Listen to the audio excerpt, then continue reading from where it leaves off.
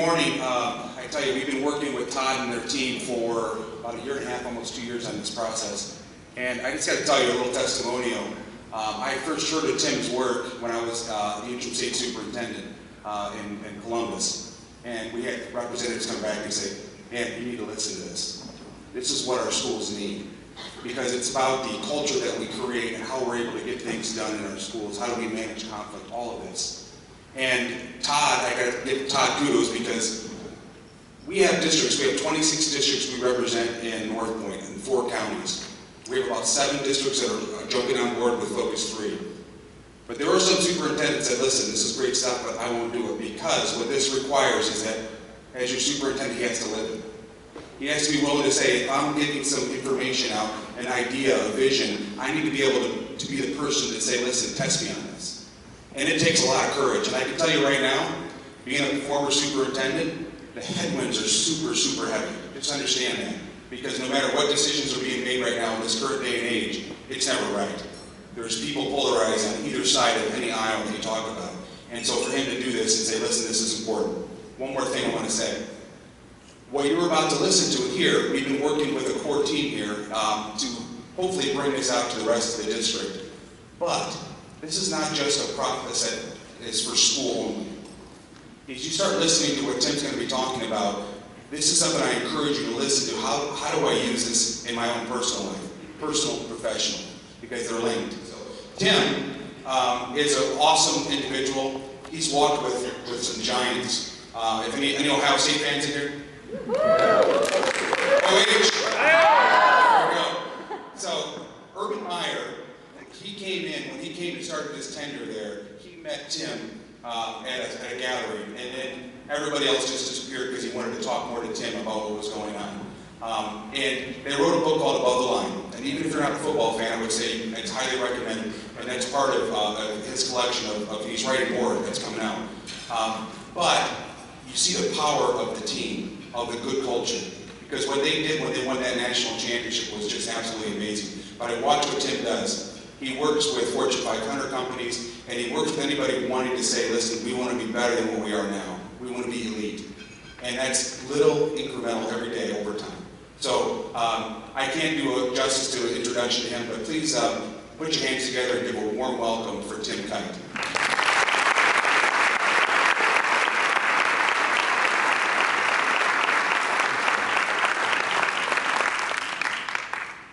Good morning, Perkins. Yeah. All right, a lot of juice up front, middle okay, the back. Come on now.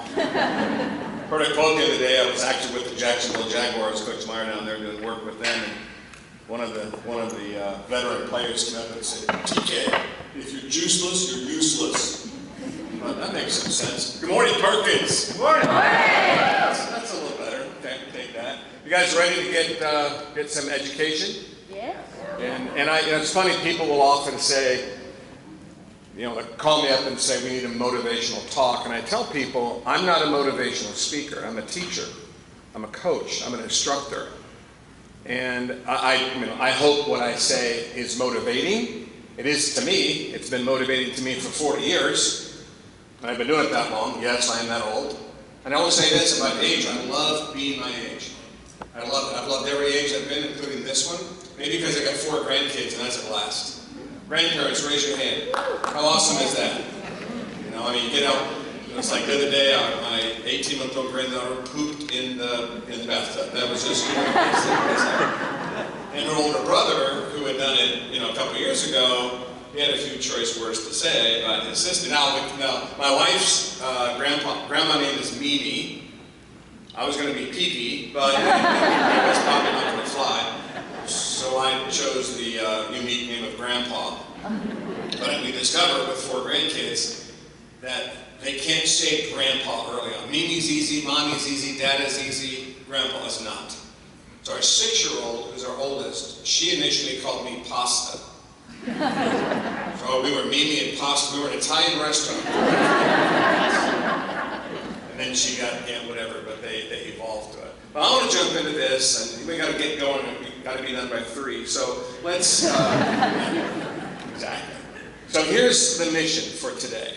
And in fact, I would go so far as to say, let's start a journey today that never ends. And that's really my invitation. I've been on this journey for 40 years. And I don't like the term program or initiative or project. I mean, those words are used and I get their purpose. But I have a problem with the program because a program kind of suggests that there's a start and an end to it. I don't believe there's an end to this. I mean, look what's on the screen. Here's the mission. Equip you with the mindset and skill set to achieve the best version of you. And I want to say it's in that order. It's mindset first, skill set second. I think Carol Dweck nailed it, as did Dan Coyle and a number of others, who it begins with your mindset. Growth versus fixed. Those that say, I want to be better today than I was yesterday. And I'm willing to do the work. I'm willing to embrace what I call productive discomfort. I'm going to defeat fear. I want to be coachable. I'm not satisfied. I love my life, but not satisfied. I know there's another level. And I want to go do it. And particularly if you happen to be in a position of leadership, which we all are in this room. And we have a huge high calling. That's to lead children in the educational journey. And notice the word educational. What did I say? Not a program. A journey. And when I talk to people today and ask them about, what do you remember about school? They don't talk about a class that they took. They talk about a teacher that they had.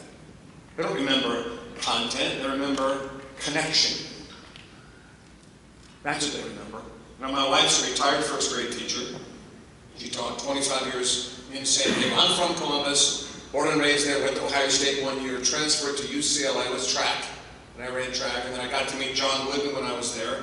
That's how long ago it was. And while I was there, he won his 9th and 10th national championships. And when I watched him do what he did, that's what really triggered in me this pursuit of elite. Like, how do you do this? How do you achieve the best version of yourself? And this is an interesting question, and this is going to be relevant for all of us. How do you get it back if you've lost it? If you've been pursuing elite and you had this segment, this season in your life where you stop pursuing the best version of you, and that happens to people, how do you get back on that pathway again? That's what some of the work that we do. Maybe most importantly, how do you create an environment that brings out the best version of others? As a coach, as a teacher, food service, transportation, custodial services, central office, administration in the building, and obviously teachers in the classroom. How do you do that? Is that not our job? To create an environment that brings out the best in children? Is that not our job? That's hard to do. And I think it's harder today than it's ever been. Public education.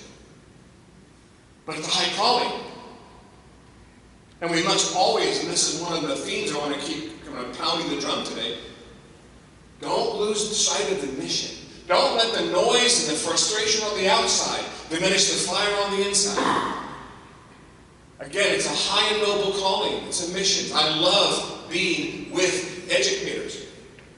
And even the trustee table. Because it's a high and great calling. And a lot of forces militated against it, aren't there today? But it's harder today than it was. Now, my wife, when we moved from so I went to UCLA, went all over the place for education, came back to Southern California, started my company, met my wife, raised our kids, and then from San Diego. My wife's from San Diego. And then we moved to Columbus, from San Diego to Columbus for the weather. We did that in 2001 to Dublin, Ohio. She immediately volunteered at a local elementary school because she just loves school and education and kids. They discovered she's a 25-year veteran, so she got her teaching credential, moved over, and she settled in Dublin till just the other day when we were building a house down near Hilton Head, so she moved down to Hilton Head. We helped our kids in San Diego go there as well. I'm maintaining a condo in Powell, Ohio. And so I'm going to go back and forth. I'm going to be down there mostly in the winter time. Thank you very much. It's a funny little story about grandkids. So my wife flies out to San Diego, helps our daughter and son-in-law clean up their condo there, and then they're going to make the drive from San Diego to Bluffton, South Carolina. But our 6-year-old, we didn't want her to make that long drive, so my wife flies her back, and so she spends the weekend with us. And I got to be completely candid with you, a weekend with Grandpa is a blast. so Georgia is her name, and we just had such a fun time. And we walked and we explored, mostly outdoors, and she found she's 6, she just started 1st grade in Bluffton. So she and I were walking through the woods in a park near Columbus, and we were just looking at stuff, and I love the imagination of young people. She goes, "Grandpa, look." What is it? It's a shadow staff. It's a stick with a fork on it. Of course it's a shadow staff. What does it do? It opens portals. Oh my gosh, to where? We started exploring places we could go with her shadow staff, with the portals. But then she and Nene had to drive from our condo to South Carolina. So we're out in the garage packing up the car for them to drive, and I'm packing up my truck to just to go to the airport to go speak someplace. And Georgia says, "Grandpa, why don't you and Nene live together anymore?" I said, "Sweetie," I started explaining it to her. She didn't quite get it. Finally, she did it. She said, "Grandpa, take care of my shadow stuff. It's in the garage." And I take care. So every now and then on FaceTime, it'll be the shadow staff. And she'll ask me, "What portals did you open today?" Isn't that great? The children? Huh? Give 6-year-olds a hand, would you please? I mean, that's awesome. Just my own fun with the kindergarten and 1st grade teachers, just please raise your hand. This for me. That's my world. That's been my world. That's just awesome. So thank you for what you do to young people. For young people. Hopefully to them as well. So this is our task right here. Now let me explain the best version of you. And Lonnie talked about, Dr. Rivera talked about it. Now let me make it real simple. This is going to tap into neuroscience and Carol Dweck's work and Dan Coyle's work and all the stuff that's out there, but I'm going to keep it simple. And that is all growth and learning happens. And I would encourage you to write these 3 words down. Slow, small, daily. That's it. That's how it works. Change happens that way. Growth happens that way. Learning happens that way. Mastery of a musical instrument, learning a new language, history, social studies, biology, you name it. Slow, small, daily. And no one's exempt. And it doesn't stop when you graduate from high school. Every person in this room should be on a journey of pursuing best version of you and do the slow, small, daily work. And I'm going to challenge you a little bit, because I'm fundamentally a coach, is you can't lead kids in a journey you're not on. That's my biggest criticism of leadership today in our world. I teach leadership every day.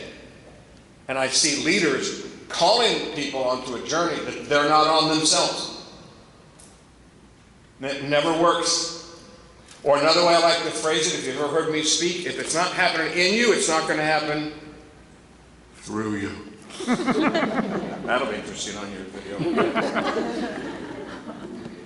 And so this best version of you, better today than you were yesterday, better tomorrow than you were today. Slow, small, daily. And the reason why learning and growth is hard at our age is because this means, slow, small, daily, means that progress in the beginning is invisible. And we live in a microwave society where we like to get results big, fast, and right now, don't we? Doesn't work that way. And I'll keep asking this today, I'll keep pushing on this today, and I'd encourage you to follow me on social media. I'm on LinkedIn, I'm on Twitter, and that's a constant. I send content out to encourage and equip and energize and empower people to pursue best version of themselves. But I want to point out here too, it's about mindset first. We have to have this commitment, and it takes a tough mindset, because it's not easy to stay committed when something gets difficult. And I don't know if you know the neuroscience behind this, but the human brain gets fully formed at about age 25 or so. Roughly speaking, they debate that, but it's in that general realm. And so they've done further studies, though, and that is after about 7 years on the job, after people graduate from high school, graduate from college or trade school, or wherever they were trained, they take their job. After about 7 or 8 years, people do not get measurably better at what they do. After 7 or 8 years on the job, people do not get measurably better at what they do. That includes physicians, by the way.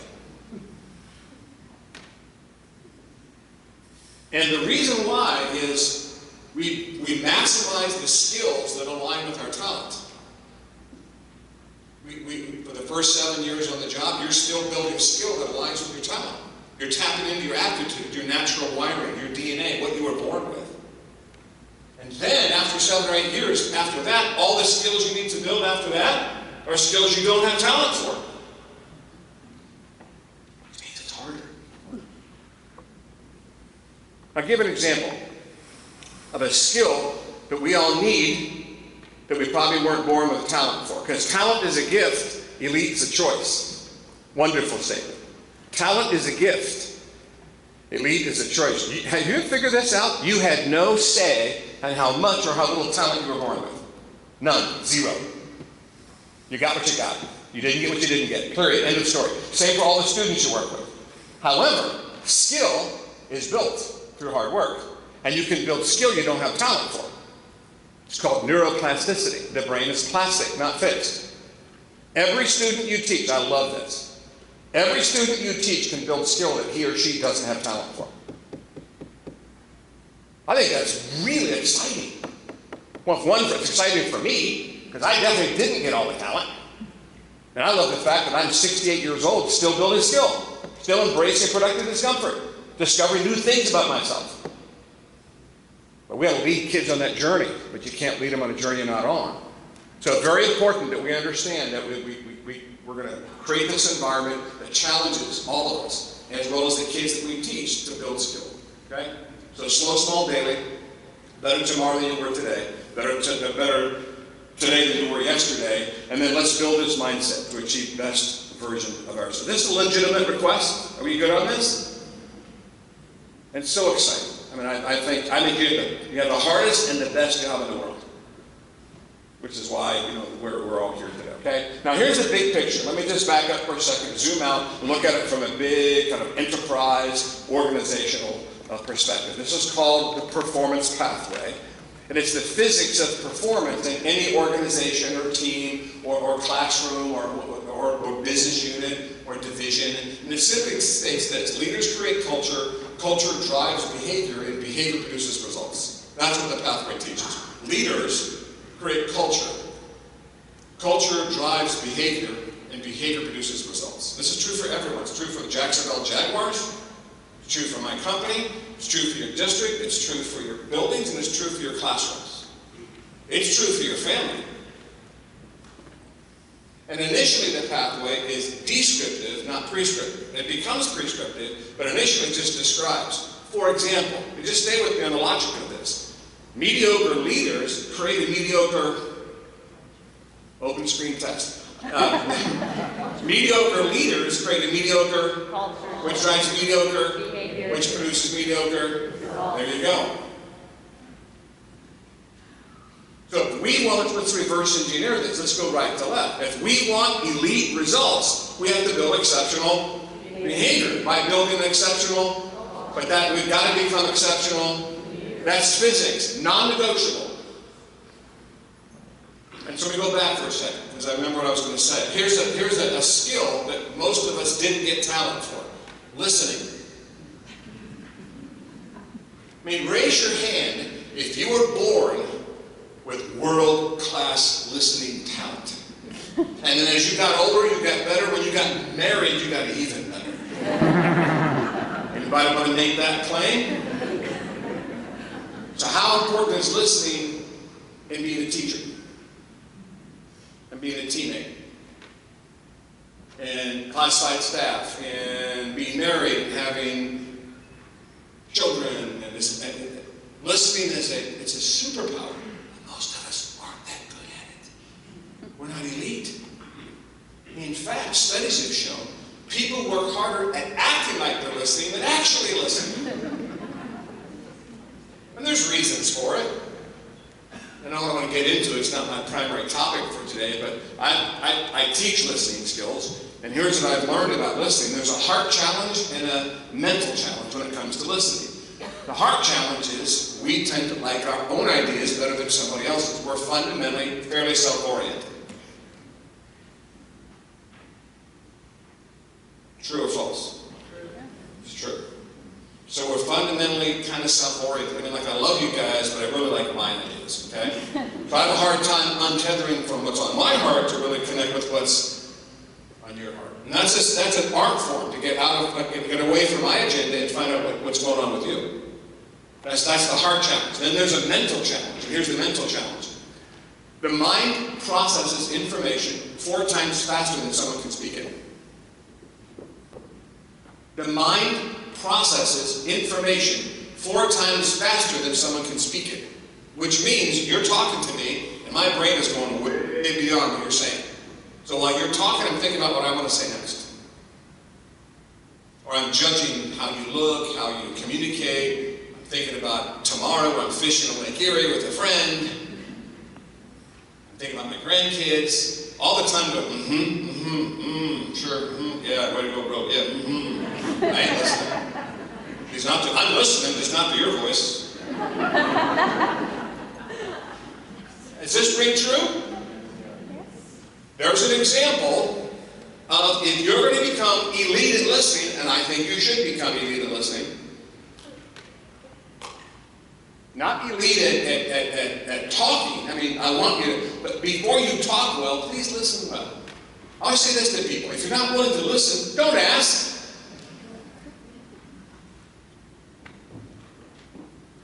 I got a wake-up call years ago. We lived in San Diego.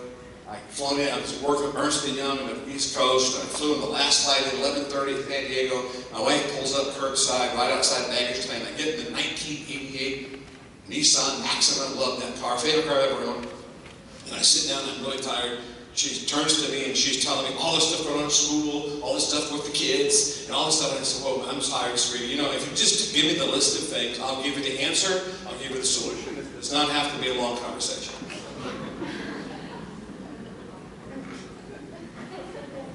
It got frosty in the car. She turns to me and says, "You know that leadership, teaming, listening stuff you do at work?" "Yeah. Bought this car, bought your clothes, bought our house." "Yeah, I know." She goes, "You suck at home."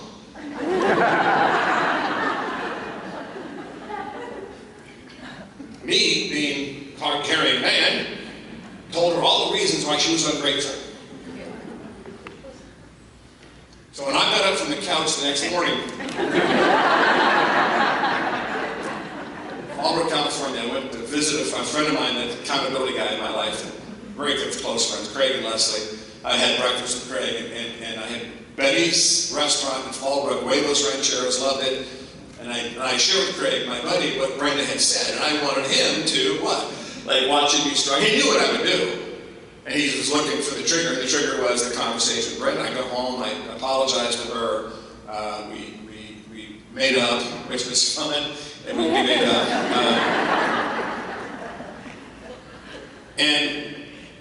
And that was a moment when I had this wake-up call about I had to work harder at practicing the things that I teach. And that the mindset and the work and the difficulty and the discomfort is part of the journey. And you just can't take this stuff for granted. So back to this big picture. So if you look at the results that we want in your district, in your building, in your classrooms, we want to create a culture that energizes the right kind of behavior. And then we have to lead in a way that makes that happen. Now, real quick, let me just say about leadership. Leadership fundamentally is not authority based on the position that you have. It's influence based on trust that you've earned. Leadership isn't authority based on a position or a title. It's influence based on trust. And here's a rule, a law of leadership. Don't ever allow your level of authority to exceed your level of influence. And particularly with today's young people. We have to earn the right to lead them. You have to earn the right. I deeply believe this. And one of the reasons we won the national championship at Ohio State 2014 is Urban and I made a deep commitment to teaching those coaches how to build next level trust with players. Because here's the principle. You can only push people as far as the level of trust you build with them. And if you exercise authority without a foundation of trust, you create resistance and resentment. So our job as leaders is to create this environment that then brings out the best in people. The young people, I believe deeply, are looking for adults that they can follow, they want to follow. Now, you've got what we call a culture playbook, and there's some work's been done. I have it in front of me, and you'll get more details around it, and I'm not going to go into any great detail about it, but we recognize in the way culture is communicated that you've got to have core beliefs, key behaviors, and desired outcomes. We call that a BBO. Core beliefs, belief is the what of culture. Key behaviors, that's the how of culture. And then outcomes is the why of culture. You'll get this. But I look at this, and I was reading it this morning, and there are 3 core beliefs in the BBO that you're about to receive sometime in the very, very near future. 3 core beliefs: trust, own, and connect. Build trust, take ownership, and connect with others. And again, I've been around and doing this for a long, long time, and I recognize this is a document. It's a blueprint, it's a playbook, it's a map, but I know that the blueprint is not the house, I know the map is not the destination, I know the playbook by itself won't score touchdowns. But it's on paper. Here it is, and I'll show you in a minute how this works. Here it is. And I look at if, in fact, everyone works hard to build trust, and if everybody works hard to take personal ownership, and everyone works hard to connect, there's very little you cannot do. And we happen to be living in I just gave this keynote the other day. We live in incredibly difficult times with regard to change. And here's what I know about change, among other things. You need, in the midst of change, radical change, you must focus on a changeless core. In the midst of uncertainty, you need to focus on the certainties. This needs to become a certainty, pillars for this school district. Trust, ownership, connection. Powerful stuff. And that's the culture you build. And everyone behaves for the standards of trust, the standards of ownership, and then the standards of connections and cool stuff. Okay? All right. There we go.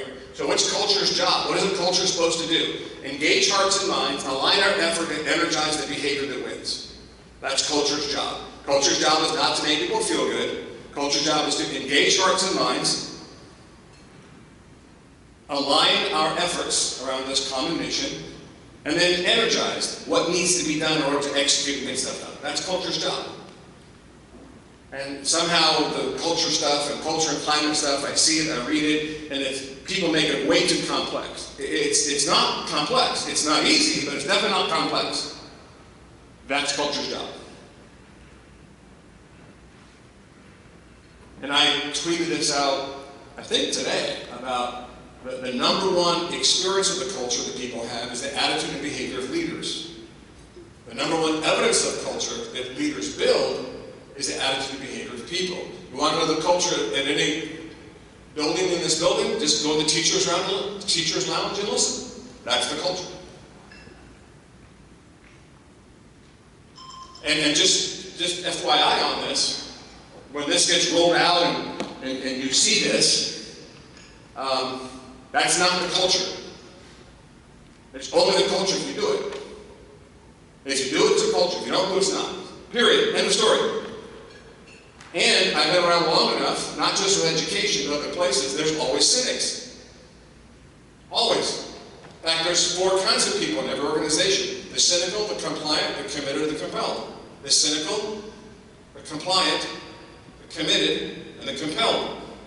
Everybody, I've seen it in every domain for 40 decades. That's a long time.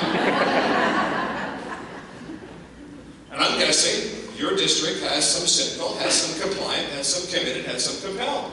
The cynical, the people who are just negative. They're the energy vampires.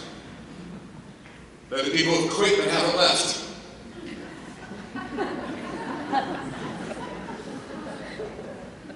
And they're fixated on the negative. What's interesting, and I just want to say this, if you happen to be a cynic in the room, and I hope there are none, but if there are any, I want you to understand something.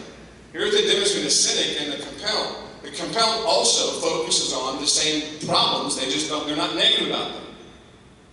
I get it, I'm a problem solver. That's why I consult and coach for a living. People, organizations, teams bring me their problems. And I put together teams to go solve them. That's what I do. I've never had a day of my life that wasn't the problem. Not a single day of my life. And I'm a deep believer. Let's go solve them. Don't complain about. I got diagnosed in March of last year with stage 4 cancer. That's a problem. The doctor, he's a friend of mine. He comes in and he said, Tim, the biopsy came back and I got really bad news for you. I said, cancer? Yeah, but it's stage 4. It's metastasized. He said, and he did the scans and I said, it's like 3 years, dude. His tears are coming out of his face. I smiled. I said, I've trained for this my whole life long. This is my moment. It's my opportunity. Let's do this. I know what to do mentally. You tell me what to do medically, and let's go. Because I don't think you understand how bad it's going to be. I said, I know I don't. I can't wait to find out. I found out. It was bad. And they doubled up on me. They did chemo and hormone therapy. Androgen deprivation therapy, it's called. It's a fancy word for, ugh. I'm still doing the ADT. If you see me sweating, that's the ADT. Chemo was over in the last year. Here's the good news. I was not a surgical candidate. The tumors were way too big and had grown in too many places. And so they did the scans at the end of the year, and my tumors have reduced by 98%.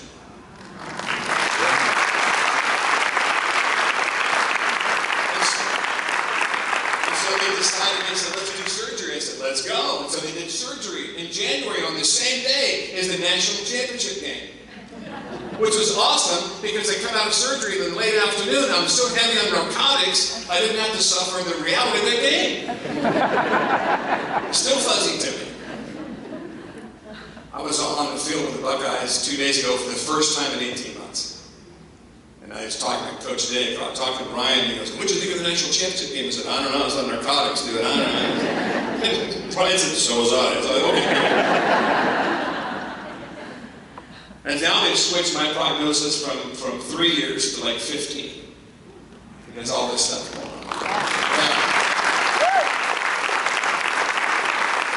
But it's stage 4, and it's not curable. Controllable, but not curable. And then you live this life. And if you've been through it, I got to get you have. Somebody in this room has been through it, or somebody really close to you. Every 3 months you go in and you get tested. Every 3 months. And I told my wife, we're not living in fear. Whatever happens, we take it as it comes. Because it's our job to bring energy. It's our job to bring the best version of ourselves. And the really cool thing about having a diagnosis like that is every moment of life, when you know your life is shorter than you thought it was going to be, every moment becomes vivid. And every moment matters in a way that you just didn't see before. And I don't want to waste one moment of it. Because it might be 3, might be 10, maybe 20. I plan on dying from something other than cancer, but who knows? But the point is, this is an environment, right? So we created this culture in our home. We created this culture in our business. And what I get to do is share with you the kind of tools where you can go build this culture. But please make no mistake about it. Culture is built. It's not proclaimed, it's built. You don't get the culture you proclaim, you get the culture you practice, promote, and permit. Say that again. You'll get taught this. You don't get the culture you proclaim. You get the culture that you practice, that you promote, and that you permit. Therefore, if you're a cynic, elevate. Don't be one of those. Don't be a cynic. And like I said, cynics fixate on problems. I understand problems exist, but I don't fixate on them. I try to solve them. I will more on that later. The next level after the cynic is the compliant. Those are the people who just do stuff to get by. Well, by the way, cynics tend to recruit others. They're recruiters. Right? They want other people to, I call it the fellowship of discontent. There's a lot of social support for citizens right now. Just read Twitter or Facebook or that kind of stuff. Then there's a compliant, just doing enough to get by. Then there's the committed. Those are solid workers. Then there's the compelled. And the difference between committed and compelled is the compelled people grow beyond their talent. The compelled are verbal. The compelled are recruiters. The compelled are trying to pull people up. The cynic's trying to pull people down. That's the difference. And like I said, the compelled people are fully aware. In fact, the compelled people understand the problems better than the cynics do. They don't fixate on them. They understand them, they clarify them, they work on them, but they don't complain about them, they try to work on them, to solve them. So that's cynical, compliant, committed, compelled. And we've got to make sure that we build a culture that engages people, including the cynics, and aligns us all around these standards and then energizes those behaviors. Now, if we do it right, we get the top organization. If we don't do it, we get the bottom one. And just Lonnie and I were talking briefly, and this is a topic of constant conversation today. Wow, do we live in a polarized society where we just people relish in not diversity, but division. We claim diversity, but we don't act like that. We're easily offended. We don't like it when someone deviates from how we view things. We're quick to declare something negative, either go social with it or go behind the back and we gossip. Do you need gossip at Perkins? Always toxic, by the way. Fundamental rule of culture, talk to people, not about them. And so we got to figure out how to go back to what I said a moment ago, look at culture's job, engage, align, and energize. You do it right, you do that, you get the top arrow. You don't do it, you get the bottom one. And all you got to do to get the bottom one is just don't do anything. Just let things kind of unfold as they're happening. You get a lot of, and real quick, just so you get, is there disagreement and conflict in the top organization? Yeah. Is there disagreement and conflict in this organization? Yeah. The difference is, in the bottom organization, the conflict divides. In the top one, the conflict and the debates create better ideas and solutions. Let me take it out of your realm and give it another one. The top arrow would be Southwest Airlines. The bottom would be United Airlines. Now the difference is clear. You know the unspoken mission statement at United Airlines? We're not happy till you're unhappy. And we live our mission. I fly and I know. All right? So here's a better description of it. True diversity. Lots of shapes, lots of sizes, lots of colors, lots of differences, aligned around a common set of core beliefs and key behavioral standards. Be you, align with us. That's the big message. And it's a really cool thing when you experience that. Really cool thing to experience that. All right?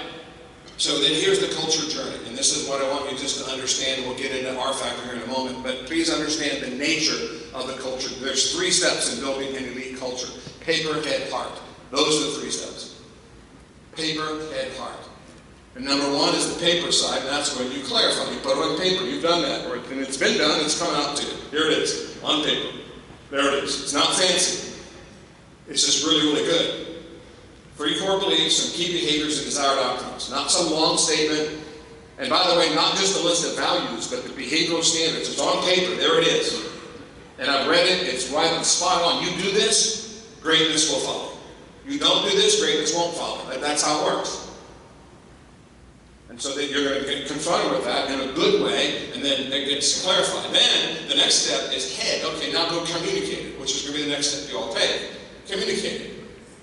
You'll get a copy of it, it'll be put in front of you, you have conversations, and it goes from paper into you have to conceptualize. What's it mean? Talk about what's that behavior look like? That's the head part. The concepts, the ideas, the principles. Very necessary second step. And that's when you have to have your head on straight to really think about it. And again, I've done this a zillion times. I'm reading this going, it's pretty straightforward. And when you communicate it, have a discussion. But when you look at that, you're saying the key is just believing it and behaving that way. And how do we do that? What's the best way? Now, here's the big step. And this is the heart. This is the challenge. From head to heart.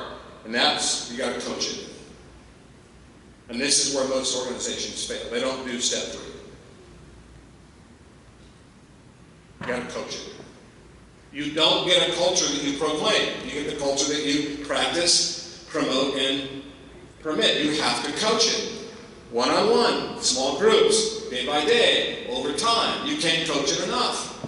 A lot of organizations write their statement, put a poster on the wall, might even put it on a card, have a couple of meetings, and then they don't talk about it again. That'll never work. Never work.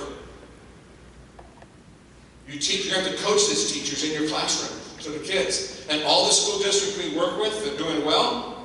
The teachers are really, really good culture coaches. kindergarten through 12th grade.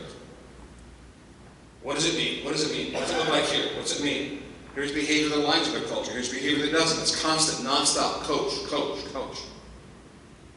And administrators have to coach teachers, and teachers have to coach each other, and they coach the kids. Classified staff, you've got to coach each other, and back and forth it goes. The bus is a classroom. The lunch room is a classroom. We got to coach it. So I look at this, and this is really what Focus 3 is about in terms of getting culture where it belongs. Now, how many of you heard the word core values before, like 100 times in your life? What's the word core mean? C-O-R-E, core. Sir, what is your name? Yeah, you. What's your name? Billy? You're hired. People like this. How'd you know that? Follows on social or something. So the word core is Latin for heart. Coronary unit, coronary bypass, heart. So core values, the word core is a locational word. It describes where the values ought to reside. And it's not on a poster. By that definition, most organizations don't have core values, they've got poster values. It's on the wall. You know what the great challenge of leadership is? Of culture and climate in schools? Get the values off the wall onto human hearts. That's the challenge. And that's hard to do. But it will never be on their hearts if it's not on your heart. And that's the crazy thing. You can't believe for someone else. But you can show what the belief looks like through your attitude and your behavior. And I love what Todd said. We're not after perfection. We're not perfect. In fact, if you find the perfect school, don't join it. You'll ruin it.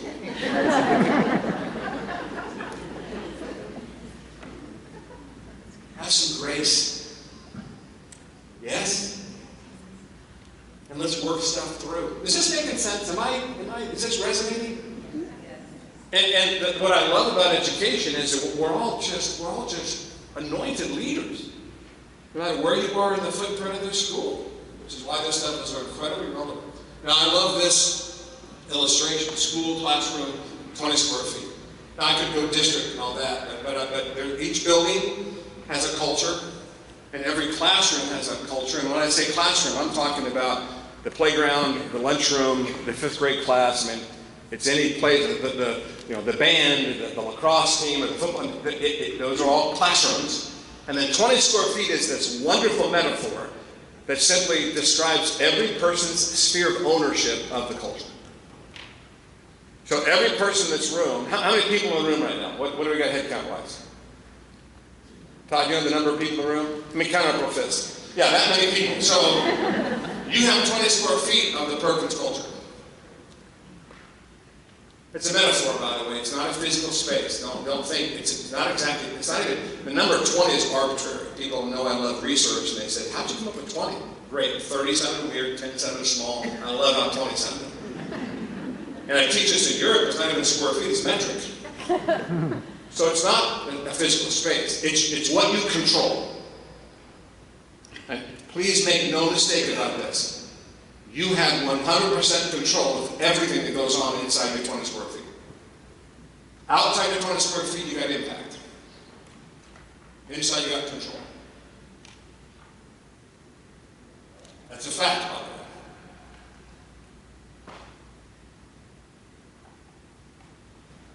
So if you're negative inside your 20 square feet, what happens around you?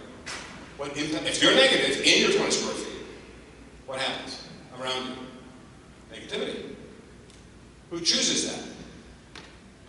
You do. Now people come to me and say, oh Tim, you don't know where I work. You don't know. I get the 20 square feet principle, but if you knew who I had to work with. But here's what I know about greatness. And if you take nothing else away, remember this.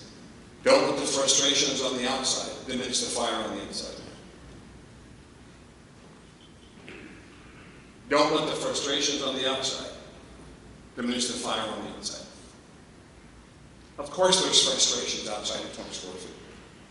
We're imperfect people in an imperfect world, working in imperfect organizations, trying to solve stuff. That's the nature of the journey. Don't fixate on the frustrations. And I'm going to give you tools for this today. That's why we're here. Let's go work and create a better environment around us. And it's long, it's slow, small, and daily. It takes a long time, it takes a ton of effort. It's the nature of it. Now, let me share a phenomenon with you. It's a sociological phenomenon called diffusion of responsibility. And sociologists and psychologists have recognized when organizations get large, and you definitely qualify, there's a tendency to retreat into ourselves and say, hey, it's not my job to do this out there, somebody else will take care of it. And then if it's not taken care of the way you want, to complain about it. That's called diffusion of responsibility. If we were to go to downtown Cleveland, or Columbus, or Cincinnati, grab 100 different people who work for 100 different organizations and ask them, who is responsible for building culture where you work? What would they tell us? Again, choose 100 people arbitrarily off the street who all work for a different organization. Ask those 100 people who's responsible for building culture in the organization where you work. What would they tell us? The boss. If you did that for Southwest Airlines, what would those employees tell you? We all are. Here's the point. Culture are us. Culture is not someone else's job. You are a culture builder. You are a creator of culture. Whether you know it or not, what you do or don't do in your 20 square feet matters enormously. Particularly in education.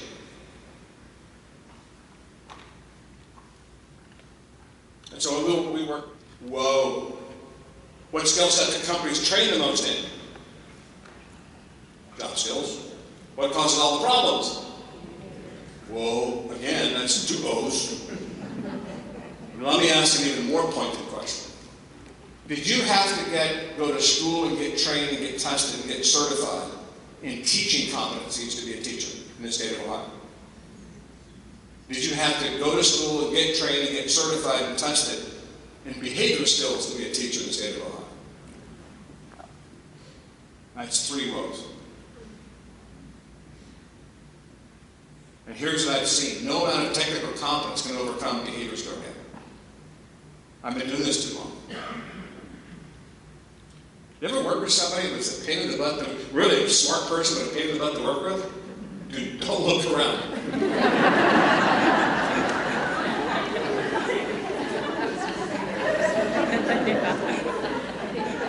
I say that because I teach in Bank of America's Global Leadership Program. A couple years ago in New York, we were doing this global program, and I asked that question, and everyone looked at the same guy.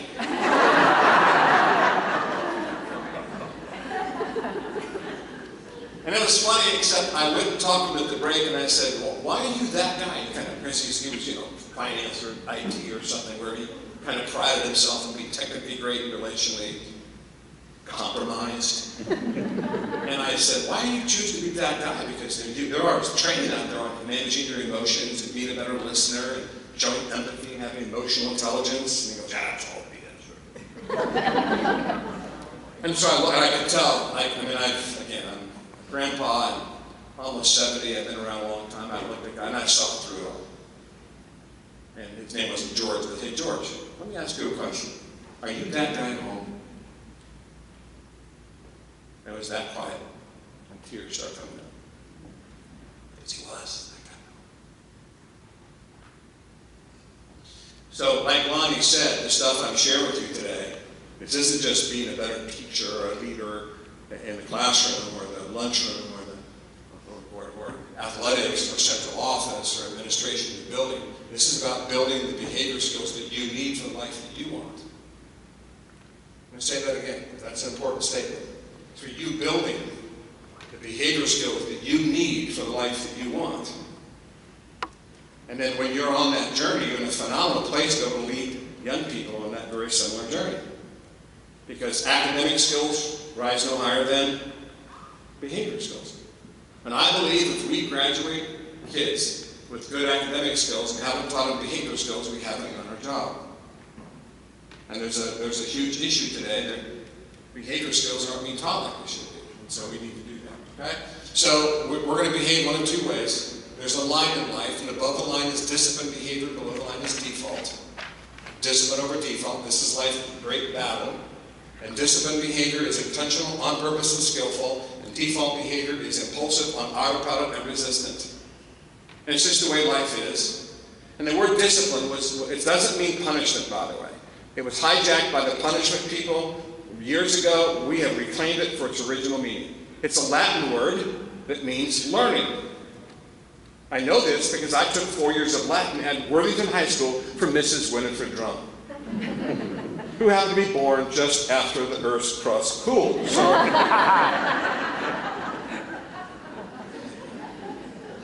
I can see it right now. She walked into Latin class every single day and say, "Salve discipuli." Do they even teach Latin anymore? You guys have Latin in Perkins? No. So salve means greetings, and discipuli means student. Disciplined behavior is something people learn. It's not natural. Learned. And the way we understand it, discipline isn't something that someone does to you, it's something you choose to do for yourself. It's not imposed on you from the outside, it's chosen by you on the inside. And if you don't choose discipline, whether you want it or not, you get default. And all default is the absence of discipline. That's all it is. Impulse, undisciplined emotion. Never experienced it? I've been caught in the grip of a strong emotion, and you did or said something you know you should not have said or done, and said to yourself, "That was stupid," and the next week you did it again. And then autopilot, undisciplined habit. Anybody, don't raise your hand, anybody who had a habit you'd like to change? What do you need? Less default, more discipline. And not imposed on you, but chosen by you. And then finally, resistance is the unwillingness to do the work to get better at some area of your life. I've seen this all the time for 40 years. Home and work, something pops up, and the situation is sending signals to you. Change, change, change. Build better skill. Don't keep doing that. Not working for you and the people around you. And you get tons of messages. And what do we do sometimes? We rationalize. We make excuses. And we resist. And we settle for something way less than the best version of ourselves. So what we want to do is build an environment here. What you want to build an environment that's discipline-driven, not default-driven. And it's not perfect, just a little bit better every day. Just a little bit better on the journey. Incremental. And look at the battle. Intention versus impulse, purpose versus autopilot, skillful versus resistant. Let's go do the work. That's what this is about. That's why Urban and I call the book Above the Line. That's the part we want. Where's the best version of you found? Up here. Big question. Can you be talented and on default? Absolutely you can. And I'll make this statement. Discipline beats talent when talent lacks discipline. Wonderful statement. Discipline beats talent when talent lacks discipline. That's true in football, that's true in academics, that's true in anything. So again, to me, talent's irrelevant. I mean, unless I'm recruiting for Ohio State, then it matters, yeah. But we want to add talent. Here's what we've discovered in athletics. Talent's pretty common at that level. Discipline is rare. The combination is elite. That's what we've discovered. Talent is common in the NFL. Talent's common at Division I football. Discipline is rare. Put them together, that's elite. And so we want to build an environment that helps young people be intentional, purposeful, and skillful in the choices they make. All right? And here's what we can't do. This is, if you're familiar with this one, this is blame, complain, defend. BCD. It's a big no-no. This is the pandemic. And there ain't no vaccine for it. But you should social distance from it. It never works. BCD never solved the problem, BCD never achieved the goal, and BCD never improved the relationship. And it's terribly common today. Just read social media. It's just nonstop blame, complain, defend. It's a waste of time and energy. And we just have to stop doing it. So I have no authority for this, but I'm going to say this anyway because I believe in this. I declare Perkins Schools, the district and every building, as a no BCD zone.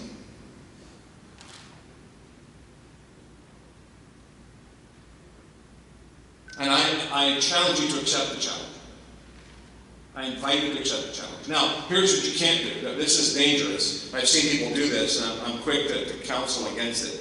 Don't take the no BCD rule and use it as a club. Shut up, no BCD. What's your first name? Megan. Megan, shut up. Be quiet. I'm just kidding. What do you teach? What do you do? Behavioral specialist, front row, right there. Could not ask for better, right there. Line of sight. Here's the thing about BCD. The opposite of BCD isn't silence or shut up. Check this out. The opposite of resilience or resolution. Write those two words down. Resolution or resilience. Megan brings a problem to me.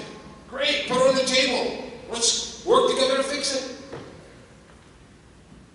So I'm not telling you don't talk about problems. I'm just saying don't complain about them. That's all I'm saying. Is that a legitimate ask?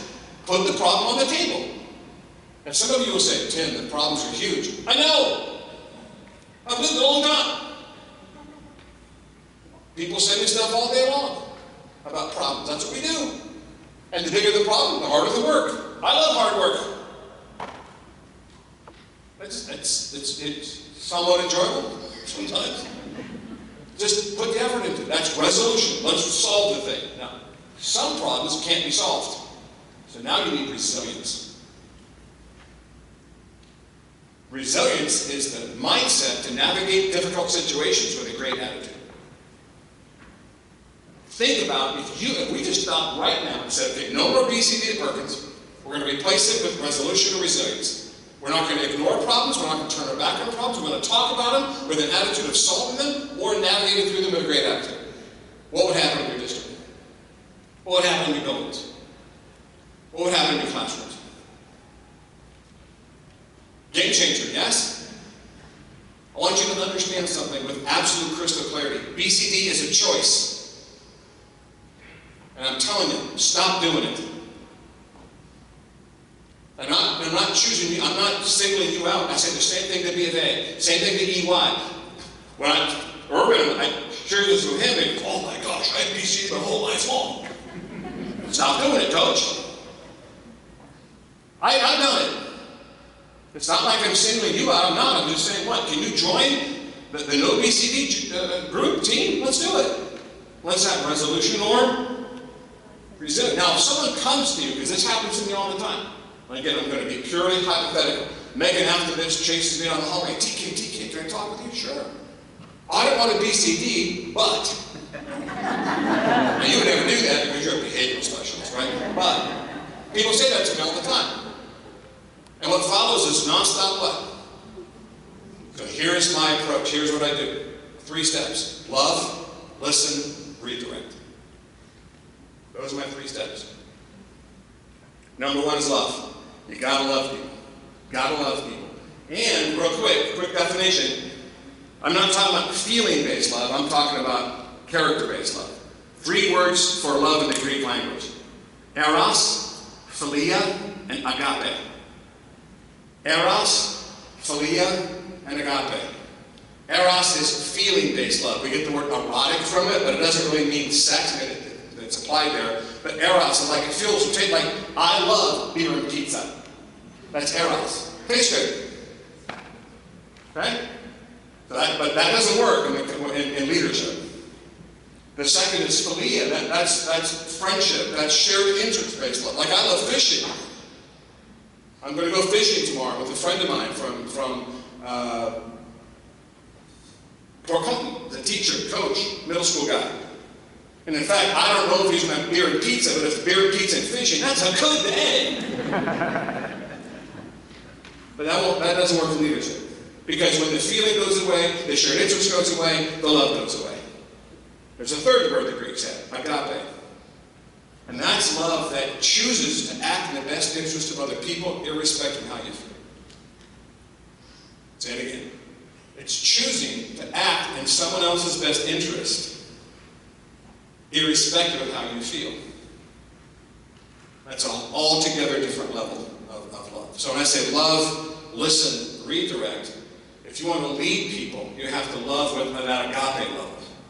where I'm going to choose. See, that kind of love is not a feeling, it's a choice. It's not something you feel, it's something that you do. It's not an emotion, it's an action. And I've met a lot of people in my life that I didn't like. I didn't feel good about them. Didn't have that feeling of love. But I choose. I choose. So Megan comes to me, I don't want a BCD button, and a string of BCD. Number one, I'm going to love her. I'm going to find out what's going on. I listen. Tell me about it. I listen. And if somewhere along the way, I say, okay, got it, Megan. This is happening. You're not happy. This is how you feel about it. Let's solve together. I redirect. I even use these words with people. Love the energy, don't like where it's directed. Let's take the energy away from BCD and focus on what? Solution. And what I've found in doing this for a living, that people actually end up liking it. Because deep inside, people want to solve. Deep inside. Okay, does this make sense what I'm talking about here? Yeah. Let me just stop for a second. Questions, thoughts, what's going through your mind? What are you thinking? What's got your attention? Other than don't give that guy more coffee. Other than that. I know there's a lot of thoughts rolling through your head. Go ahead. This is a safe spot.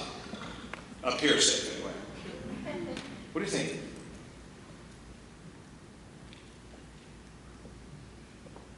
This is the part where I ask you. Come on. How do we get there? Where are we?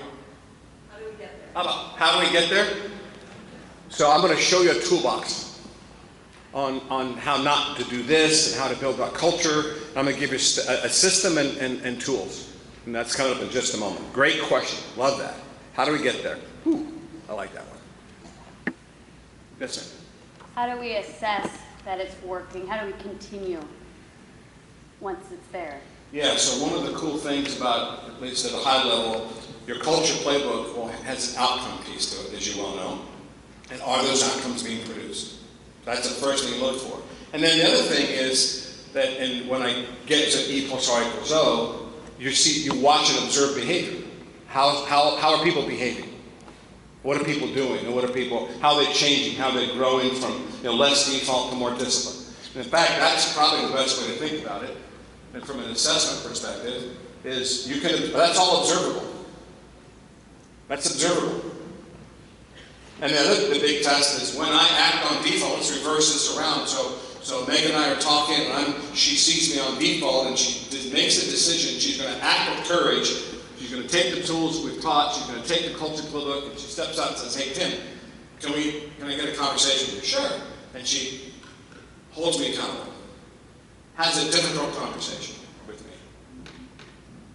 And that's a great defining moment. It's a real test for us. And if I push back and BCD and kind of criticize her, that's a sign that I've not made the shift. I'm still stuck along the line. On the other hand, I say, you know what? You're right. What a great opportunity for me to put this in the practice. Thanks for sharing that with me. Those are some of the ways you see it. Here's the other thing, that all the school districts we work with that have fully adopted this, test scores go up. Test scores go up. Because when the child is exercising behavior skill, what happens to their academic discipline? It improves. So there's a lot of evidence that comes out. It's really an evidence-based approach, which is pretty cool. Other thoughts, questions? I like what you said about trust and making sure that you trust all people around you. Yeah, you extend it, you earn it. Which also means you need to be willing to have feedback about how what you're doing is perceived as undermining trust. One of the exercises we do is trust busters, trust builders. Get a group of people together to work together, and you say, okay, what are the trust busters? What happens in our team that undermines trust? It's kind of a delicate thing, but it's really awesome. Of course, there's a catch-22. If I don't have trust, and I don't have confidence to share, but it happens, and you can facilitate that, and it's pretty cool when it works. Because we all do stuff sometimes that we don't intend it, but it kind of comes out. That trust is massive, massively important. It's delicate. tender, vulnerable. Trust is slowly built and can be quickly broken. So it's important. What else? Other thoughts, comments? What's got your attention? Most of the change that I've seen over the course of my life is the result of people complaining and it coming to critical mass. So if complaints are needed to drive change, once you replace that, how does change occur? Yeah, so he said most of the changes he's seen that have taken place is when complaints reach a critical mass. What I would suggest would be this. I've seen a more effective, I agree with, I've seen that too, but the most effective change is when a critical mass of people focus on solving rather than complaining. It's the same thing, it's just done earlier. Don't let it get to the complaint stage. Put the stuff on the table. I wish I could show you videotapes of meetings where you have with problem solving with clients. We're talking massive problems, huge complex problems, where the people are not complaining, they're solving. And the critical mass of people focused on identifying the situation, what are the variables, what are the risks, what are the options, what are the different perspectives, and people just roll their sleeves up, open up their hearts and minds, and they're working away on solving that thing. And understanding there will be no perfect solution. And then when you try a solution, you recognize what? It might not work the way you anticipated. So you make the decision, you collaborate, you resolve together, you make a decision, you go, and you monitor. And it's probably not going to work exactly the way you thought it was going to. And so based on the feedback you get from the execution, you make adjustments again. So that's what I found. So I don't disagree that the critical mass gets enough complaints, gets to critical mass. But here's the problem with that. A lot of negative energy gets built. And here's the principle of life. As emotion goes up, clarity goes. As emotion, you know this. As emotion goes up, clarity goes down. So if you're in a negative mood, what kind of decision maker are you? If you're in a negative mood, what kind of a collaborator listener are you? This is why I love listen, redirect. I want best version of you for solving, not the BCD you. And again, you'll never hear me say problems don't exist, and I'll never say problems aren't a problem. Of course they exist, and yeah, they're a problem. So let's go to work. Does that make sense? So critical mass of negativity versus critical mass of productive, positive solutions. The best case study for this is Apollo 13. This should be shown in every class. You know the movie I'm talking about? That's a movie about a real situation. I mean, those astronauts were going to die out there. And instead of BCD, they solved. And they got them back. Weird it was Apollo 13. It's just like, woo. Yeah, yes, ma'am. So, like, when someone's in... By the way, you get the award. Did you plug in that shirt last night, Michael? That is right. That's right. When someone's having a moment... It looks new. You want to listen. It looks new? Yeah. Someone's having a moment. You want to listen. Yeah. But the worst thing I think you can say to a person, like when you redirect, you don't be toxic. I don't want to be dismissive. You want to validate their feeling. What would be a good way to help redirect if they feel heard, validated, but then... Yeah, so they're love, listen, and redirect. So listening, there's technique involved. So for example, one of the techniques in listening, because the brain works so fast, is just slow your brain down. And I call it, I want to make sure that what you are saying and feeling is something that I'm understanding. So I'll stop and go, say that again. Say that again. No, I'm not giving an example. Yeah. Or, tell me how you felt about that. Man, that sounds pretty challenging. So I interact with their content. I interact with what they say. And I focus on facts and feelings. And then, as I do that, and I'll restate. I mean, what you just told me was this. Did I get that right? My brain is slowed down. I'm linked to what you're saying. And you're feeling like, yeah, this dude's listening to me. Because I am. This he's trying to pick on how I feel, because I'm trying to. And you're telling me a story. Now, here's what I also understand. We live by our stories. And our stories are rarely 100% accurate. Sorry. And I know you're leaving out parts of the story. Now you're also making up some stuff that probably didn't exist. And it's our job to get on the same wavelength at some point to solve. But does that make sense? And that's how you validate somebody. You know, and I learned this the hard way. Because that time in the car with my wife, I wasn't validating anything other than I'm tired and just, that was not a good validation night, right? But I changed. It's funny, if Brenda were here and you ask her, like, who's the better listener now, she would say me, because I worked so hard at it. But that's listen with technique. And there's ways to listen that work really, really well. Okay? Let's address the issues using this system. That helps us have a systematic, disciplined approach to having the conversations, number one. And number two, already come with some ideas and some solutions. And I'm even good with, hey, here's a problem that exists. I'm not sure what the solution is. Can we talk about it? Can we work on some kind of resolution? But when you hear someone share a problem, and you can tell they're just flat out complaining.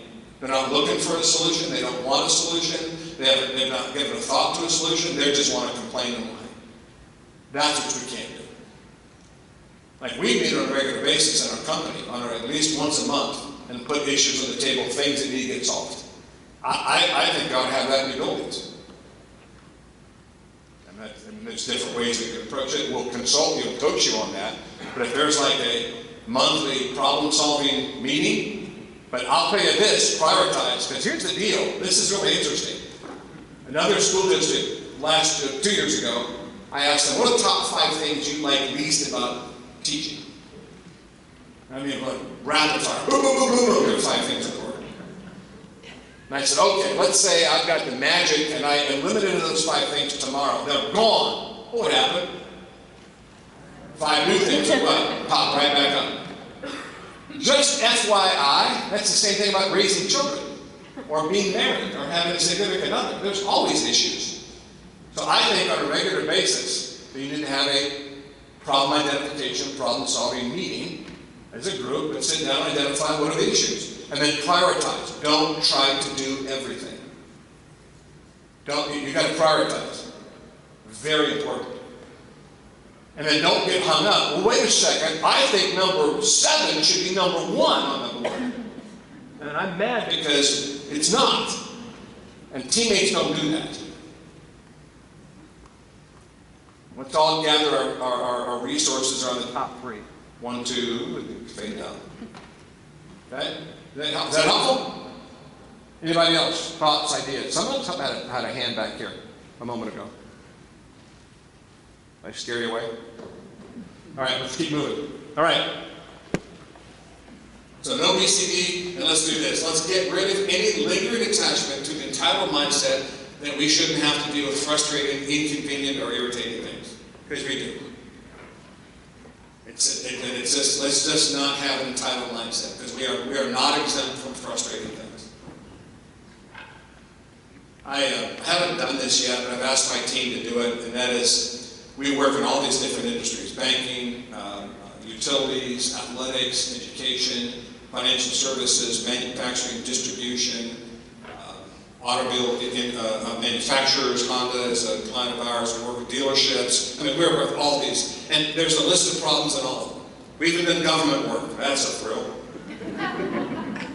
And how many domains we work in is there a list of problems? I would love to list them for you. If you're Honda, here's the issues you're facing. If you're Ernst & Young, here's the issues you're facing. If you're Bank of America, here's the issues you're facing. If you're AEP, if you're Duke, here's the issues you're facing. I mean, it's constant. So your great mental superpower is problem solving. Resolution and resilience, the superpower. Right? So let's do that. Now here's the system that we use. Great. How many of you have seen this before? Oh, a lot of you. Awesome.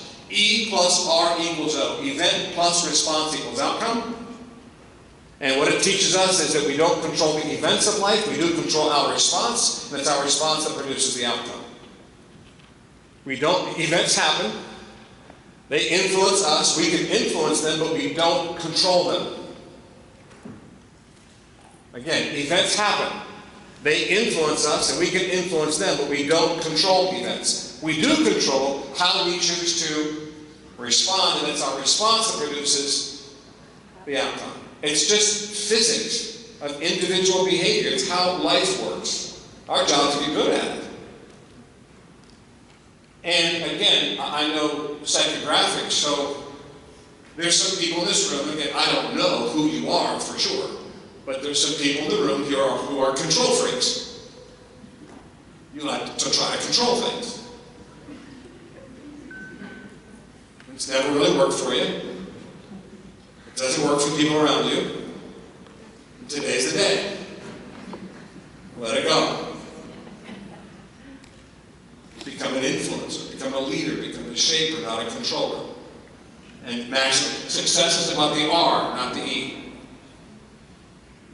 And if you maximize your R factor, which is why we call it that, it's the single greatest factor in the quality of your life. And there's no situation in your life to which this doesn't apply. Driving your car, you get events. Driving up here this morning, had a couple of tailgaters, just thought they would just kind of tuck right up there and draft behind me. Until they got a little clear highway. That's an E. There's some traffic experts, and that was an E. I don't control any of that. I do getting cancer. That is an E. What do I control? That's it. Where all my energy goes. No BCD about the E. None. Zero. None. I will not waste one moment of my life BCD about events. All my energy goes to understanding them, clarifying the outcome that I want, and choosing an R that will get me there. That's where all my energy goes.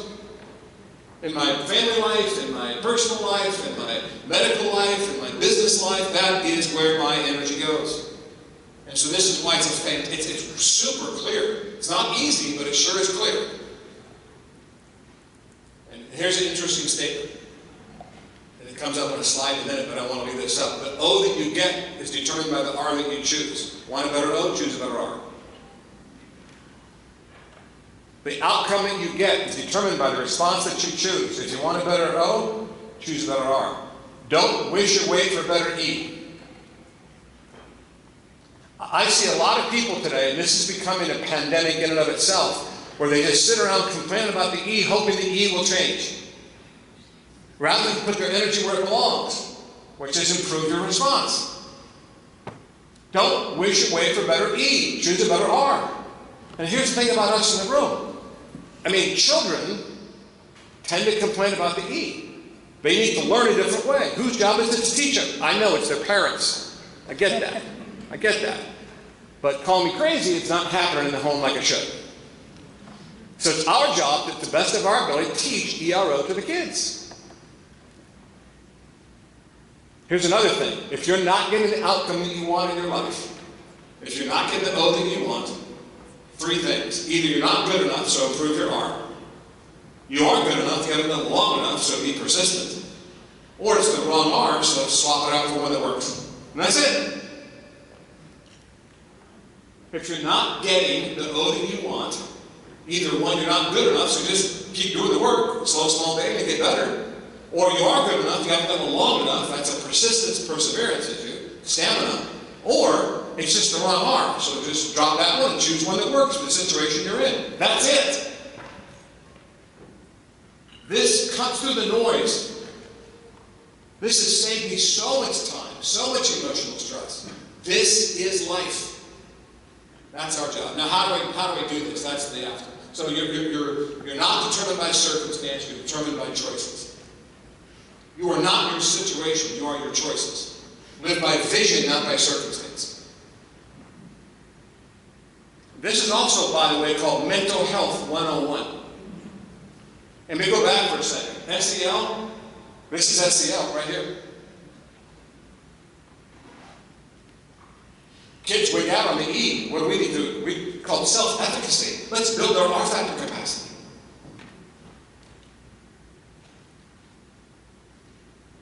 That job. I love being in the classroom with middle schoolers or with high schoolers. Although I will say this, back 3-4 years ago, I spoke at every elementary school in Hilliard, Ohio. And I tell my team prides themselves on being great keynote speakers, and they're really, really good. But I tell everyone on my team, you're not an effective speaker until you can hold the attention of 300K through 5th graders in the gym. Because you're in there with the principal, and then the kids start coming in, kindergarten, first grade, those crisscross applesauce. And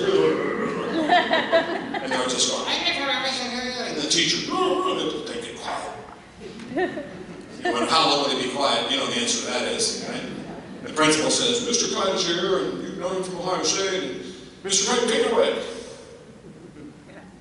And they go back, I did 12 of those. And all in Europe on that topic right there. Now, they'd already been taught it, so I'm in to reinforce it. Of course, you know the answer to that is storytelling. That's what I did, storytelling. The one big thing I did for them, though, was manage their self-talk, which I'll get to in a minute. Anyway, so we'll keep going. Right, so ERO, you're not determined by circumstances, you're determined by choices. Your R is the key variable. Want a better O, choose a better R. That's mindset. You believe that or you don't. If you don't believe it, you're going to get your butt kicked by life. And I can't change that. Wouldn't if I could. So where does all your energy need to go?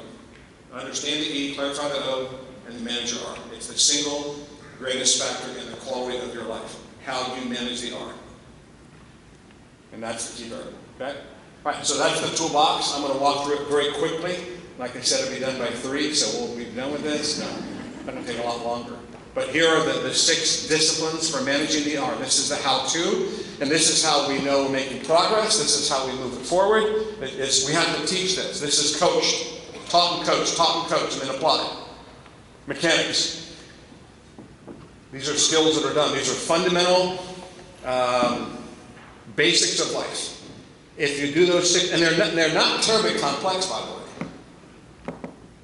That's why I call them behavior skills. So I'll just review them, then we'll talk a little bit about each one. So press pause for clarity. So this is the gateway skill. Before you speak or act, stop and think. Our moms taught us that, didn't they? Didn't your mom teach you that? Look before you leap, think before you speak. Our moms taught us that. This is fundamentals. And again, I'm around adults all the time. I know a lot of adults who need to press pause. Why did you say that? If you'd have thought about that for a nanosecond, you wouldn't have said that. Why'd you tweet that? Why'd you do that? Because you weren't thinking. You were default.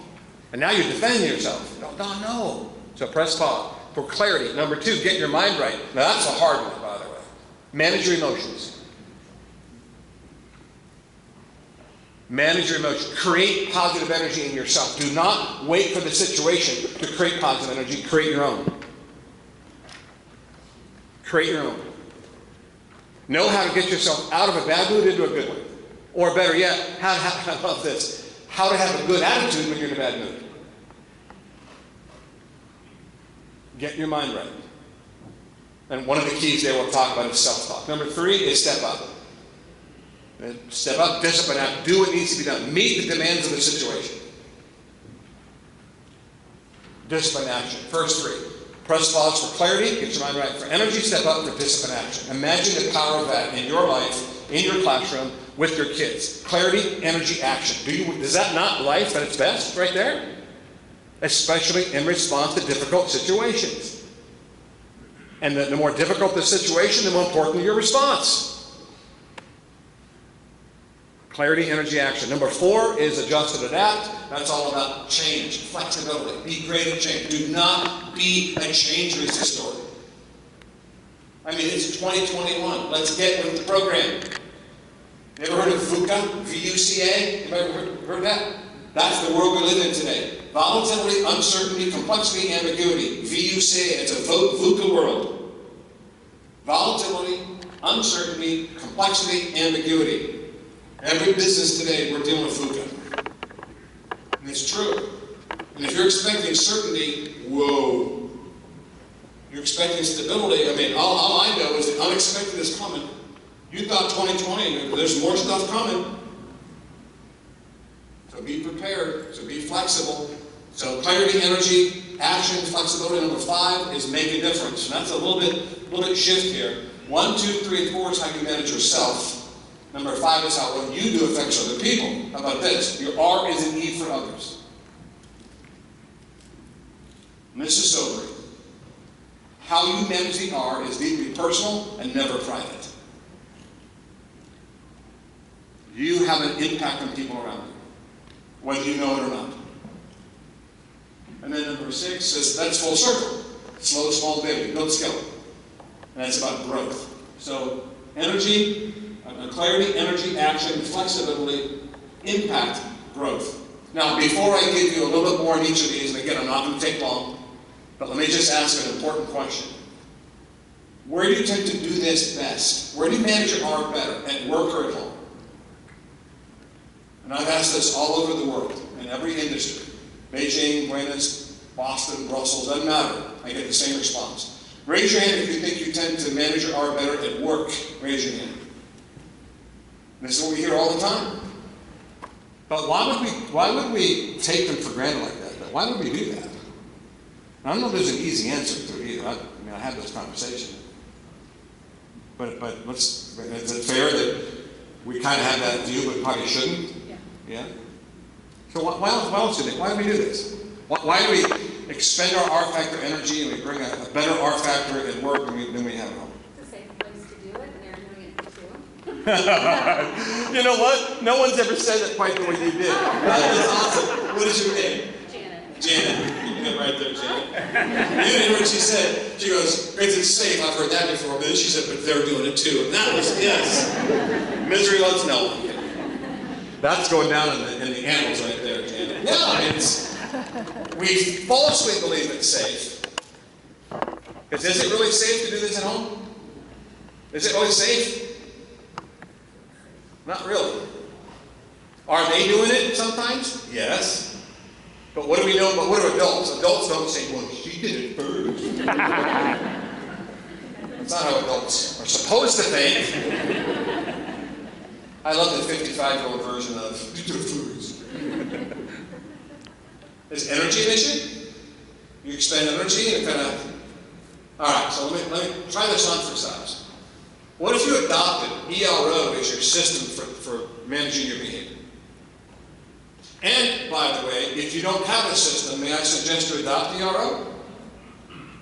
Don't not have a system. Because if you don't have a system, you've just made yourself vulnerable to default. Don't let emotion and habit be your system. Adopt ERO. So what if you adopted ERO, event, response, outcome, as your system? Recognizing the physics of it. And then you said, okay, I'm going to do this. Pause, reach your mind back, step up, adjust without making it build skill at work and at home. And when you walk through the door of your house at night, you press pause for clarity. You get your mind right to have energy, re-energized. And then you step up to respond to the events in your home. And then you understand, I'm not at work anymore. I'm adjusting and adapting to different people. And then you decide, okay, my R is an E for my family. I'm going to make it great. And then you have the humility to say, hey, there's some skills that I need to have to be better at home. So I'm going to start building slow, small, big. And you don't play that game of, well, he or she, to justify you not getting better. What if you did that? What would happen? Because this is just true. You do it or you don't. You're on the journey or you're not. You're growing to get a little bit better every day or you're not. It's a growth mindset or a fixed mindset. And I like to think of it this way. I call somebody who hasn't grown a ditto. They're the same person this year they were last year. The same teacher this year, the same spouse, the same parent. This year they were last year. And you know what? Don't be a ditto.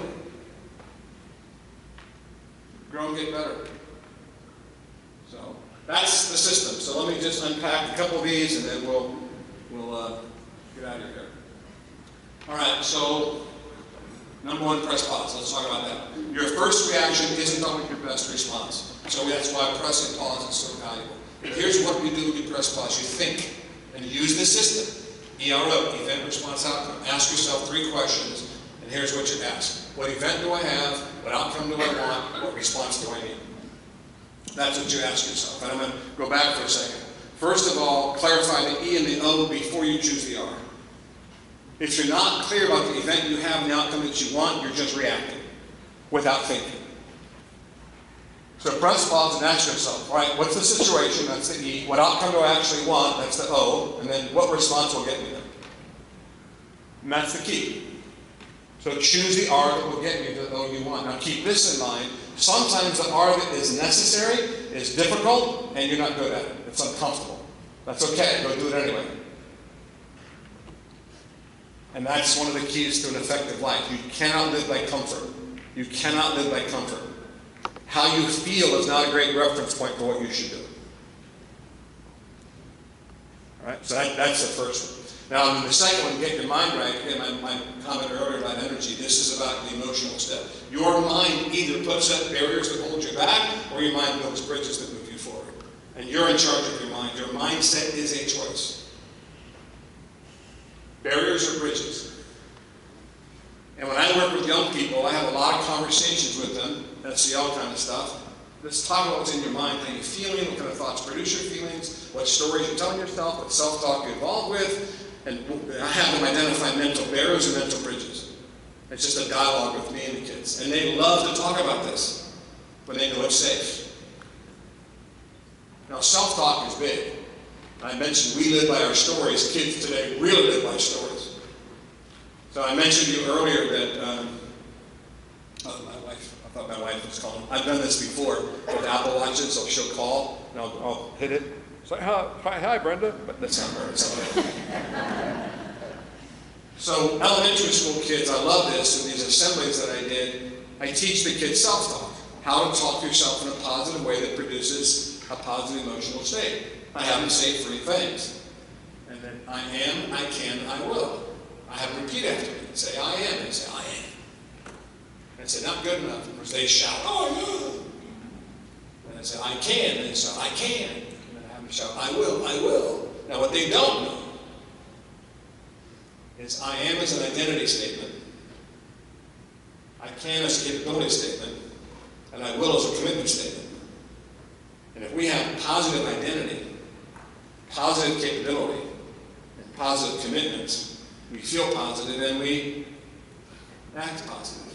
And you can feel the tangible, positive mindset in the room. Even the negative kid who walked in is feeling pretty positive. Because now it's group, I am, I can, I will. Then I have them fill in the blank.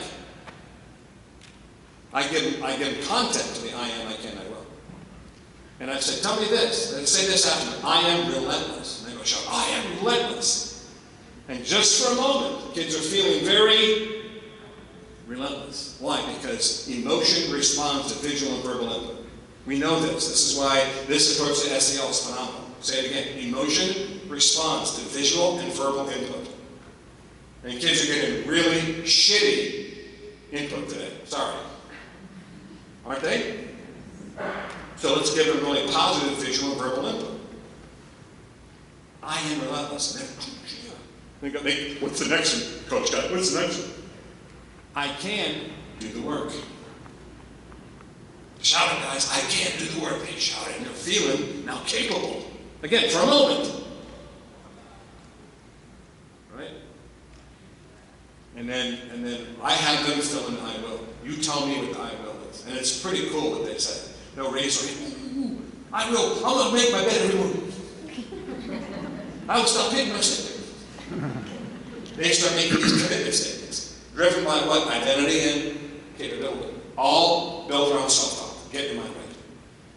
And the teachers, by the way, the elementary teachers are just going bananas, going, man, they put it up in their rooms. I am, I can, I will. I don't think that's just for kids, is it?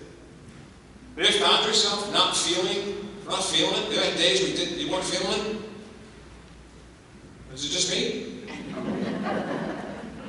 And I'm going to guess when you're not feeling it, it's because what? We lost sight of what? Identity, capability, commitment. And I myself learned years ago, I have my statements. I have my self-talk. I got my stories. I tell myself, my mantras. I feed my mind with positive self-talk, productive self-talk. When cancer hit, I was ready. I was ready. Bring it on, baby. Let's compete. I am, I can, I will. I've been saying it to myself for 40, 45 years. And now is the opportunity. And not once, not when they gave diagnosis. It was a year and a half ago. And I got to say it every day. So I don't know about you, but I hope you got, if you don't have these things in your life, build them. This is a competency. Because if you don't build this positive, productive self-talk, what happens? You've got mental barriers of your own creation. You do not have to be behind bars to be in prison. A lot of people are incarcerated in negative attitudes of their own making. And then they guess, but, like I said earlier, Tim, if you understood the circumstances I'm in, no, I do. Don't make a negative situation worse by having a negative attitude about it. Legit. And so that we've got to get our minds right. And that's why this is such a powerful thing. I am, I can, I will. If you don't have an I am statement, build one. You don't have an I can statement, build one. You don't have an I will statement, build one. You live by your stories. One last time, emotion responds to visual and verbal input. Feed yourself the right stuff, not the wrong stuff. Okay? And so undisciplined emotion, when you're not managing your emotion, below the line, it distorts what you see, it disrupts how you feel, it limits what you do. And that's not best version of you. Distorted, disrupted, and limited. That's not best version of you. And so we got to build the right kind of stuff. Manage your stories, master the art form of productive self-talk, which has made my point. All right? Number 3, step up. You've clarified, you've energized, now go act, go do it. Do what needs to be done. And that's the next step in this journey, okay? So for every situation you face, there's discipline-driven responses available to you. Go find them and do them. Meet the demands of the situation. Find what I call the necessary R. That's what it's all about. Take the action required for the outcome that you want.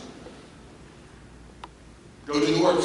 And that's, here's everything you need to know about life and success. For every goal that you want, at home, at school, for everything, work the process, invest the time to solve the problems. This is how you succeed at anything. Physical fitness, anything. For any goal you want, there's a necessary process, required time, there's going to be problems. This is how you succeed. Teach this to the kids. Work the process, invest the time, solve the problems. Here's what elite people do not do. They don't complain about the process, they don't complain about the time, they don't complain about the problems. They do the work. And that's our task. This has saved me over the last 40 years so many times. When I find myself drifting below the line, I put in the default, remind myself, work the process, invest the time, solve the problem. It's how life works. That's what we do. Right? Number 4, adjust and adapt. Be awesome and change. Be flexible. Don't be stuck. Don't be stuck and stubborn. It's not business as usual. Change is here to stay. VUCA. What's that stand for? V is critical memory test. V is volatility. U is uncertainty. C is complexity. A is ambiguity. There we go. That's the world we live in today. That's how it's changing. So don't let the rate of change around you exceed the rate of change within you. And you got to literally use the prior skills to deal with change, because we've got to become better at making adjustments. Let go of old ways of doing things and embrace new ways that are uncertain, unfamiliar, and uncomfortable. And here's the thing. Most people don't like change.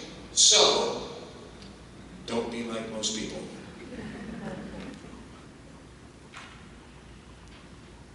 You ask 100 people who likes change, 5 people raise their hand, and 3 of those people are lying. I don't think we can afford to have that today. Embrace it. I mean, you've got to be uncommon. Uncommon. That's my passion, my vision for educators. Be an uncommon educator. And, can I put this slide in here? Yeah, if your R isn't working, don't blame the E. Choose a better R. It's amazing to me how many people get stubborn. Their R isn't working, and they keep trying it. And they complain that I did that R, it didn't work. I know it didn't work. You just said it didn't work. So what should you do? Complain some more. No. What did Einstein say? Insanity is doing the same thing. I mean, if your R doesn't change, don't expect the O to change. That's not how it works, okay? Let me go back for 1 second. On change, I thought I had this slide, I didn't. This is very important, particularly for education. Don't equate discomfort with stress. That's a false equation.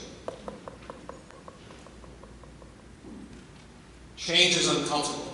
That's a reality. It is, and you'll never hear me say otherwise. Change is uncomfortable. It doesn't have to be stressful.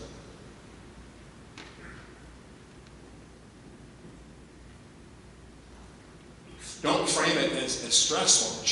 Frame it as productive discomfort. And that's a great phrase, by the way. You want to write that one down. Productive discomfort. That's the nature of change. And here's what's odd about us in education. Do you want the students that you serve to avoid or embrace productive discomfort? Let's do this. Raise your hand if you believe part of the educational journey in helping young people grow and get better is to help them embrace productive discomfort. Raise your hand. Awesome. Would you please model the way? Would you please show them what that looks like? Let them see you struggle with a smile on your face. I'm working on that. Not very good at it yet, but I'm working on it. Would you please let them see that in you? Be vulnerable. Be real. Kids love real. They love real. And then make a difference, which is the impact we have on people around us. I said earlier, your R's and E for others. Pretty profound thing, right? When you engage in an R, you create an E that other people have to deal with. So make it awesome. And just so you know, there's 3 ways that you actually give and experience with people: attitude, action, and words. People feel your attitude, people see your action, and they hear your words.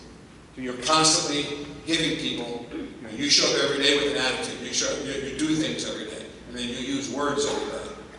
And we do the actual training, we unpack what attitudes work, what attitudes don't. What actions work, what actions don't. What use of words is positive, productive, what use of words is destructive and counterproductive. Like gossip is a wrong use of words. Negativity is a wrong use of attitude. And to be resistant and reactive is a wrong use of action. So this is how we make a difference. And this gets amplified if you're a teacher in a classroom. Because kids feed off this. And they feel and see and hear you every day. Make it its best version of you on a regular basis. Okay? And then finally, the final one is build skill. We've come full circle. This is you getting better. This is the slow, small, daily work that we need to do. And here's the way we learn. This is Carol Dweck stuff made simple. Choose the mindset, do the work, be coachable. How you learn anything. How you learn anything in life. Got to choose the right mindset. Hunger. In fact, frankly, humility and hunger is a great combo. Man, I'm hungry, and humble, like I haven't arrived yet. I got work to do. And also, your willingness to be uncomfortable is critical. And I think defeating fear is a big piece of this as well. And one of the things that I've found, and we could do a whole session, it's really interesting when you get real and you get honest, is when you talk about what you're afraid of, when your fears, you're willing to put your fears on the table. I do a lot of this work with athletes in big team sessions. It's shocking how people can be driven by fear. They repress it, and it shows up other places. I'm not trying to be a psychotherapist here, but a lot of people are driven by fear and haven't acknowledged it. They don't look at it square in the face because they're afraid of acknowledging that they're afraid, or acknowledging to this group, like I'm afraid, but I'm not telling you, or you might think less of me.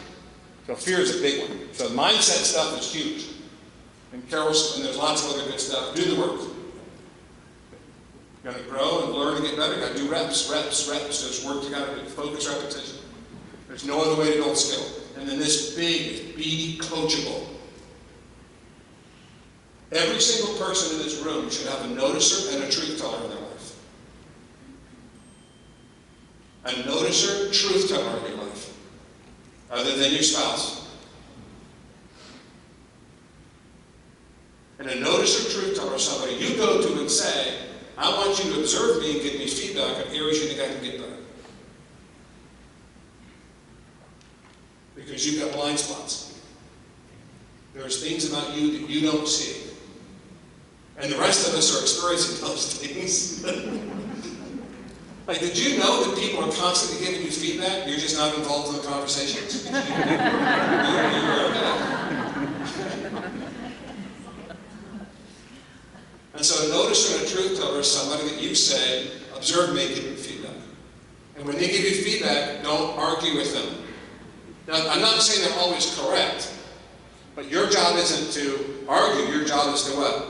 Listen and ask questions. I guarantee you, over time, there's some good stuff. So number one, you've got blind spots. Number two, you have things in your life that you know you should change, but you're ignoring them. You're making excuses. Everyone in this room has those things. No one's exempt from that.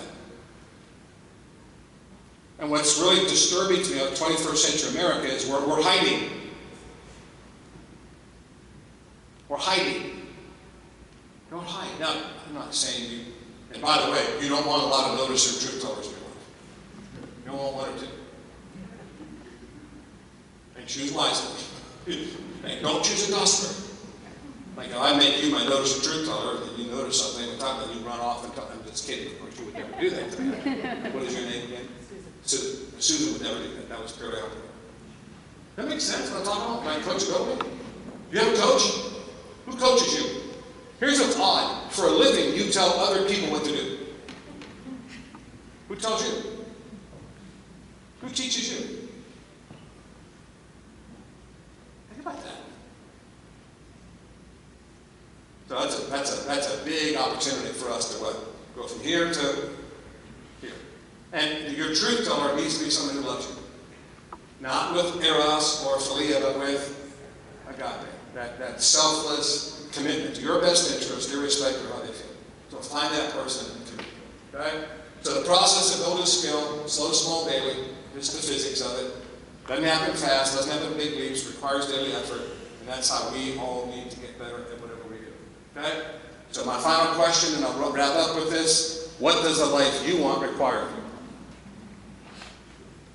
Not the E. I get it. You want certain events to happen. I'm not talking about the E. I'm talking about the R. The R factor. What kind of R factor does the life you want require? Identify it and go build it. And don't wish your way. Go to work. And it's a journey. And it's a wonderful, wonderful journey. But you got to be on that pathway if you want to get there. Okay? So, ERO, welcome to the journey. This has been awesome with you guys this morning. So thank you very much. I appreciate it. Thank you.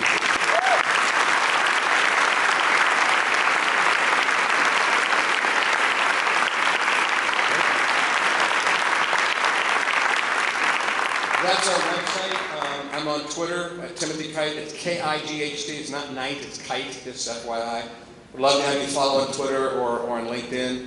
And I'll be around if you guys want to talk, chat, have questions. I'll be around. Thanks.